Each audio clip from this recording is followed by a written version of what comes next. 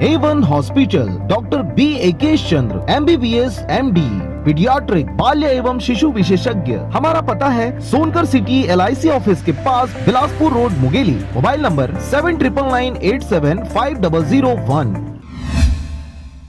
खबर है मुंगेली जिले का, जहां पर मुंगेली जिले के ग्राम पंचायत प्रतापपुर में 2 अक्टूबर गांधी जयंती के अवसर पर कार्यक्रम का आयोजन किया गया। आपको बता दें कि यह कार्यक्रम ग्राम प्रतापपुर के पंचायत भवन में, जहां पर महात्मा गांधी के चित्र पर पुष्प से किया गया माल्यार्पण और साथ ही कोरोना वायरस को देखते हुए मास्क और सैनिटाइजर के साथ साथ सोशल डिस्टेंसिंग का किया गया पालन। कार्यक्रम के दौरान ग्राम पंचायत के सरपंच वकार अली, उप सरपंच छत्रपाल साहू, सचिव एवं पंचगणों की सराहनीय भूमिका रही।